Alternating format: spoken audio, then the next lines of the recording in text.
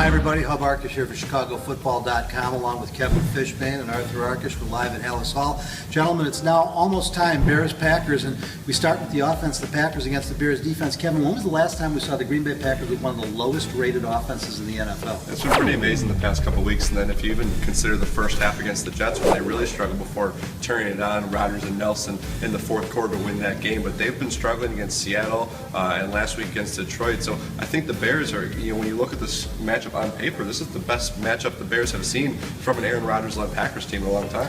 Arthur, Aaron Rodgers' numbers actually are pretty good by most quarterback standards. Jordy Nelson, the best wide receiver in the league right now. They have not replaced Jermichael Finley at tight end. They're getting nothing out of that position, and that seems to be hurting this offense. Yeah, I think so. Tight end, Andrew Corliss caught a touchdown pass last year, but they haven't gotten enough production there. You're right.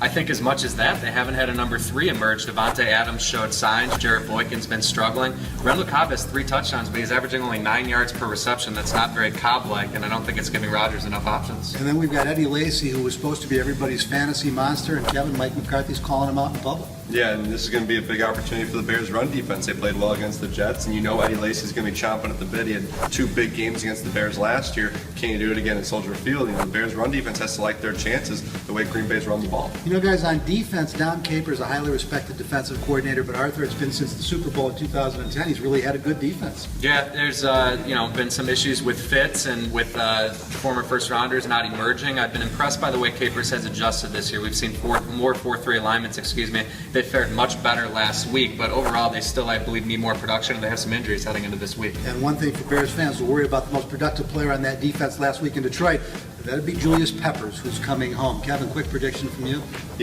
This game looks good for the Bears, but I'm still leaning to Green Bay. It's Aaron Rodgers, the best quarterback, best offense the Bears have seen all season. I think the Packers are in a close one, 27-24. Arthur, what do you think? I think Jay Cutler finally breaks through. I like the Bears 28-24. I think Cutler plays well, and I think this defensive line earns their paycheck in this game in particular. It's this close, guys, but with Aaron Rodgers there, I still have to be with him until the Bears beat him. I've got it 34-31.